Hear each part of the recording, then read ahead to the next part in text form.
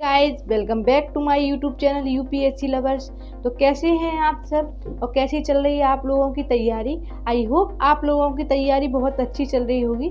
तो गाइज हम लोग पढ़ रहे थे प्राचीन भारत में हमने पढ़ा था सिंधु घाटी सभ्यता। गाइज मैंने पूरी करा दी थी। वो प्री और मेंस के पर्पज से बहुत हेल्पफुल क्लास रहेगी आपकी। इससे बाहर क्वेश्चन नहीं जाएगा, गारंटी मेरी है। और गाइज अब हम लोग पढ़ रहे थे वैदिक सभ्यता। तो वैदिक सभ्यता में मैंने पूरा इंट्रोडक्शन करा दिया था, वहाँ जो फैक्ट थे वो बता दिए थे। अब हम पढ़ेंगे वेद। तो गाइज वीडियो आपको बिल्कुल स्किप नहीं करनी, वीडियो आपको एंड तक देखनी है, क्योंकि वीडियो के एंड में मैंने जो जितने भी एग्जाम में क्वेश्चन आए हैं, इंपॉर्टेंट फैक्ट हैं, वो मैंने सारे वहाँ पर डाल दिए हैं। तो वो आपके लिए बहुत हेल्पफुल रह सकते हैं, क्योंकि जब हमारा एग्जाम आ जाता है तो हम शॉर्ट नोट्स पढ़ते हैं प्रीलिम्स के लिए, तो वो आपके लिए बहुत हेल्पफुल रहेगा। बाकी का गाइज अगर आपने वीडियो चैनल को सब्सक्राइब नहीं किया है तो चैनल को सब्सक्राइब करें, वीडियो को लाइक एंड शेयर करना बिल्कुल ना भूलें। और आप टेलीग्राम से जुड़ सकते हैं, टेलीग्राम की लिंक आपको वीडियो की डिस्क्रिप्शन में मिल जाएगी।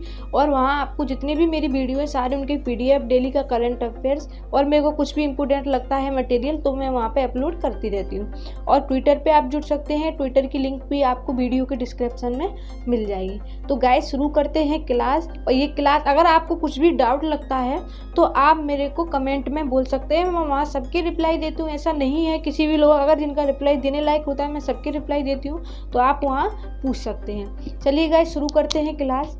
हम लोग पढ़ रहे थे वेद। तो वेद गाइस कितने हैं? वेद हैं 4। कौन कौन से? ऋग्वेद, सामवेद, यजुर्वेद और अथर्ववेद। वेद कितने हैं? 4। ऋग्वेद, सामवेद, यजुर्वेद और अथर्ववेद। अब कई क्वेश्चन आ जाता है कि सबसे बाद का और सबसे पहले का वेद कौन सा था। तो सबसे पहले का था ऋग्वेद, ये सबसे पहले लिखा गया था। और सबसे बाद का था गाइस अथर्ववेद।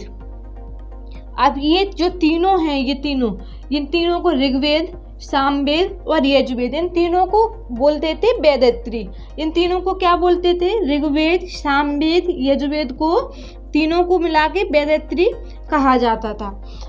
अब हम पढ़ेंगे ऋग्वेद। तो ऋग्वेद है जो ऋग धातु से बना है, जिसका अर्थ होता है ऋचायुक्त रचना, यानी कि मंत्र।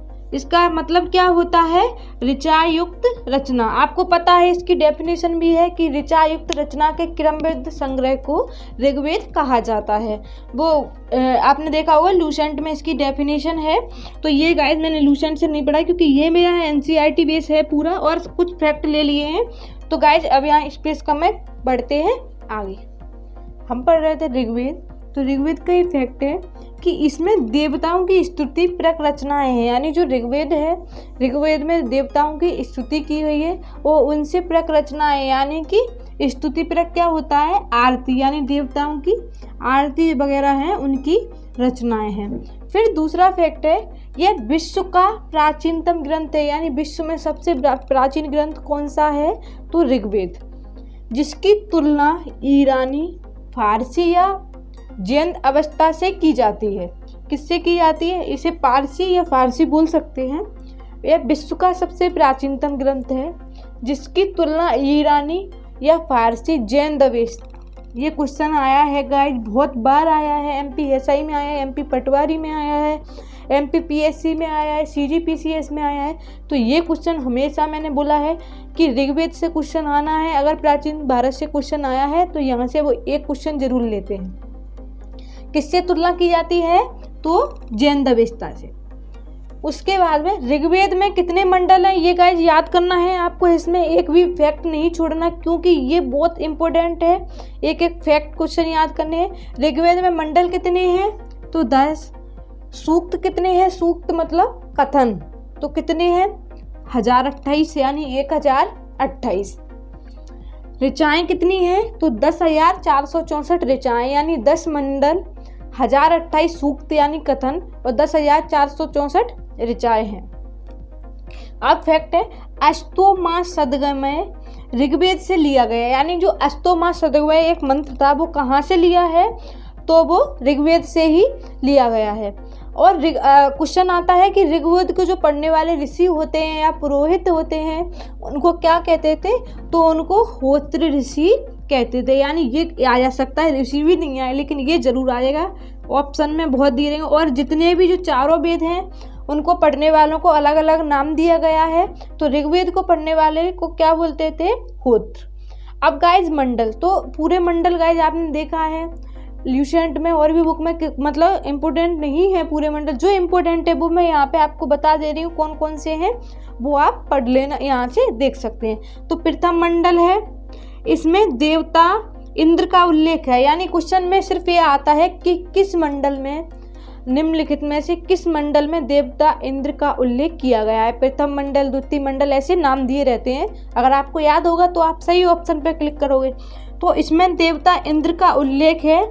ऋग्वेद में इंद्र का उल्लेख 250 सूक्तों में किया गया है, सबसे अधिक इसी में किया गया है ऋग्वेद में, मतलब कथन, सूक्त मतलब कथन, यानी यहाँ पे ये कहने की कोशिश कर रहे हैं कि इसमें देवता इंद्र का उल्लेख है। और ऋग्वेद में इंद्र का उल्लेख कितनी बार किया गया है? तो 250 बार, यानी 250 बार इंद्र के ऊपर कथन यहाँ पे किए गए हैं। और प्रमुख देवता कौन से हैं? तो प्रमुख देवता भी इंद्र को ही माना गया है, सबसे अधिक बार भी इंद्र का ही उल्लेख हुआ है यहाँ पे। अब पढ़ते हैं गाइज और मंडल हैं जो, तो प्रथम मंडल हमने पढ़ लिया था गाइज। अब हम पढ़ेंगे दूसरा मंडल। तो दूसरा मंडल है जो, इसमें ग्रह, इसमें 2 वर्णों यानी आर्य व अनार्य की चर्चा की गई है। ये इम्पोर्टेंट नहीं है, इम्पोर्टेंट है यहाँ के जो वर्ड हैं वो, तो आर्य थे वो कृष्ण वर्ग के थे, और जो अनार्य वो जो आर्य थे वो गौर वर्ग के थे, और जो अनार्य थे वो कृष्ण वर्ग के थे। और ये जो सबसे क्वेश्चन आ जाता है सबसे प्राचीन मंडल, तो सबसे प्राचीन मंडल है दूसरा मंडल, ये सबसे प्राचीन मंडल है। अब हम पढ़ेंगे तीसरा मंडल, तो विश्वामित्र, इसमें गायत्री मंत्र का उल्लेख है। तीसरे मंडल में क्या है? इसमें गायत्री मंत्र का उल्लेख है, जो सविता यानी सूर्य देवता को समर्पित है, यानी जो गायत्री मंत्र का उल्लेख किया गया है वो सूर्य देवता को समर्पित है तीसरे मंडल में। अब हम पढ़ेंगे चौथा मंडल, तो वामदेव, इसमें कृषि का उल्लेख किया गया है, यानी जो चतुर्थ मंडल है उसमें काय का उल्लेख है? तो उसमें कृषि का उल्लेख किया गया है। और ऋग्वेद में क्वेश्चन आ जाता है कि ऋग्वेद में कृषि शब्द का उल्लेख कितनी बार किया गया है? तो गाइस ऋग्वेद में कृषि शब्द का उल्लेख 24 बार किया गया है। पांचवा और छठवां मंडल यहाँ पे नहीं पढ़ाया है मैंने, क्योंकि मैंने आपको बता दिया था जो एग्जाम के पॉइंट ऑफ व्यू से इम्पोर्टेंट है वो मंडल मैंने यहाँ पे पढ़ा दिए हैं। तो अब हम पढ़ेंगे सातवां मंडल वशिष्ठ, यानी इसमें दस राज्यों का जो युद्ध है उसका वर्णन किया गया है। किसका वर्णन किया गया है? तो दासराग युद्ध का वर्णन किया गया है, यानी 10 राज्यों का राज्य। तो गाइज ये खत्म नहीं हुआ अभी सातवां मंडल, क्योंकि ये बड़ा है, मैं आपको समझा दूंगी कि ये दासराग युद्ध क्या था, तो पूरे डायग्राम के माध्यम से। तो यहाँ पे जगह कम थी, पढ़ते। सातवें मंडल को ऋषि मंडल व वंश यानी गोत्र मंडल कहते हैं। अब ये दशराग जो युद्ध था मैंने बताया था गाइज, मैं बता दूंगी क्या कारण थे कि ये युद्ध हुआ, ये आपको समझ में नहीं आ रहा होगा अभी। यहाँ पे क्या था कि सुदास है, भरत कबीले में रहते सुदास, उन्होंने क्या किया, विश्वामित्र को निकाल दिया। और ये जो 10 कबीले थे, यानी 5 आर्य कबीले और 5 अनार्य कबीले, टोटल कितने हुए 10। इन जो 10 कबीले थे इन लोगों ने परूषणी नदी, यानी इसको प्राचीन नाम था रावी नदी का परूषणी, मैं बता दूंगी अभी नदियों के सारे नाम बता दूंगी, इनका जल रोक दिया था, इसीलिए यहाँ पर ये युद्ध हुआ। तो आपको सिर्फ युद्ध के कारण याद करने हैं कि सुदास द्वारा विश्वामित्र को निकाल देना और 10 कबीलों द्वारा परूषणी नदी यानी रावी नदी का जल रोक देना। यहाँ कारण मैंने बता दिए हैं, सुदास द्वारा विश्वामित्र को निकाल देना, 10 कबीलों द्वारा रावी नदी के जल को रोक देना। तो गाइस आगे पढ़ते हैं इसके और मंडल। नौवां मंडल, तो अब हम पढ़ रहे थे गाइस नौवां मंडल, तो इसमें किसका उल्लेख है? तो इसमें देवता सोम का उल्लेख किया गया है। किसमें किया गया है? 9वें मंडल में। फिर 10वां मंडल, तो इसमें पुरुष सूक्त व नदी सूक्त का वर्णन है। अब आपके दिमाग में क्वेश्चन क्लिक कर गया होगा कि ये पुरुष सूक्त और नदी सूक्त क्या है, क्योंकि गाइड मेंस में ये आ सकते हैं, इनको समझे 3 नंबर में, 6 नंबर में, या पूरा वेद आ गया तो पूरा वैदिक काल आ गया तो वो आपको 15 नंबर का क्वेश्चन में आएगा, तो आपको वहाँ पे समझाने पड़ेंगे। तो सबसे पहले पढ़ते हैं पुरुष सूक्त। पुरुष सूक्त क्या है कि इसमें पहली बार 4 वर्णों यानी जाति की उत्पत्ति का उल्लेख मिलता है, यानी जो जाति की उत्पत्ति हुई थी उसका उल्लेख पुरुष सूक्त में मिला है। इसके अनुसार परम पुरुष ब्रह्मा जी के मुख से ब्राह्मणों, भुजाओं से क्षत्रिय, जांघों से वैश्य व पैरों से शूद्र की उत्पत्ति हुई है। उसके बाद पढ़ेंगे नदी सूक्त। तो इसमें ऋग्वैदिक कालीन नदियों का उल्लेख है, यानी जो नदी सूक्त है उसमें जो ऋग्वेद में जो नदियां थी उनका उल्लेख किया गया है। कितनी थी? तो 25 नदियों की यहाँ पे चर्चा की गई है। अब नदियां पढ़ लेते हैं। तो सबसे पहले सिंधु नदी, यह सबसे महत्वपूर्ण नदी थी। इसकी चर्चा ऋग्वेद में सर्वाधिक हुई है। यानी यहाँ क्वेश्चन ये आ जाएगा, ये नहीं आएगा कि किस नदी का वर्णन हुआ, यहाँ पे क्वेश्चन आएगा कि किस नदी की चर्चा ऋग्वेदिक काल में सबसे ज़्यादा हुई है। तो सिंधु नदी की हुई है सर्वाधिक चर्चा। ऋग्वेद में सिंधु नदी की चर्चा यहाँ पर सर्वाधिक बार की गई है। फिर है सरस्वती नदी। तो यह सबसे पवित्र नदी थी, यानी जो ऋग्वेद की सबसे पवित्र नदी थी वो किसको माना गया है? सरस्वती नदी। इसे नदीत्मा यानी नदियों की माता, मातेत्मा यानी माताओं की माता एवं देवीत्मा यानी देवताओं की माता भी कहते हैं। कितनी ज़्यादा आप देख सकते हैं इसको नाम दिया गया है सरस्वती नदी को कि ये सबसे पवित्र नदी थी। इसे क्या क्या नाम है कि नदीत्मा नदियों की माता, मातेत्मा माताओं की माता और देवीत्मा यानी देवताओं की माता कहते थे। गाइस आगे पढ़ते हैं। और नदियाँ हम पढ़ रहे थे नदियाँ, तो अब पढ़ेंगे गंगा नदी। तो ऋग्वेद में गंगा नदी का एक बार उल्लेख है। यमुना नदी, यमुना नदी में ऋग्वेद में 3 बार उल्लेख है, यानी जो यमुना नदी है उसका उल्लेख 3 बार किया गया है। अब ऋग्वेदिक कालीन नदियों के प्राचीन व आधुनिक नाम, यानी जो ऋग्वेदिक काल की यानी जो ऋग्वेद काल की जो नदियां हैं उन्हें प्राचीन में मतलब पहले क्या बोला जाता था, और आधुनिक यानी अब नया नाम क्या दिया गया है। तो यहाँ से गाइस क्वेश्चन आने हैं, तो ये मैं आपको बता दे रही हूँ। सिंधु नदी का प्राचीन नाम सिंधु था और आधुनिक भी सिंधु ही है। विस्तता यानी प्राचीन नाम विस्तता था और अब इसका आधुनिक नाम है झेलम। झेलम नदी को ही प्राचीन पहले विस्तता कहा जाता था। फिर आस्किनी, यानी आस्किनी पहले जो चिनाब नदी है इसका नाम पहले आस्किनी था और अब नया नाम यानी आधुनिक नाम है चिनाब। परुष्णी यानी रावी नदी का प्राचीन नाम है परुष्णी और अब बोला जाता है रावी। पहले कहा जाता था परुष्णी और अब बोलते हैं गाइस रावी। फिर सुद्रद यानी सतलज नदी का प्राचीन नाम है सुद्रद और अब बोला जाता है सतलज। ये नया नाम है आधुनिक और ये प्राचीन नाम। फिर बिपाशा, ब्यास नदी का प्राचीन नाम है बिपाशा और अब नया बोला जाता है ब्यास, यानी ब्यास नदी का आधुनिक नाम ब्यास, प्राचीन नाम बिपाशा।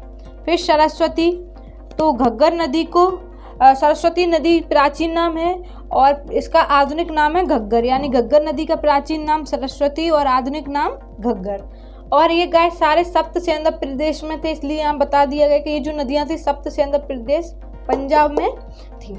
आगे है गाइज कुछ और नदियाँ, उन्हें देख लेते हैं। रहते गाइज नदियों के प्राचीन नाम, तो कुछ नदियाँ हैं उनके और नाम है। काबुल नदी का प्राचीन नाम कुबा और आधुनिक नाम है काबुल। ग्रमू प्राचीन नाम और इसका आधुनिक नाम है कुर्रम नदी।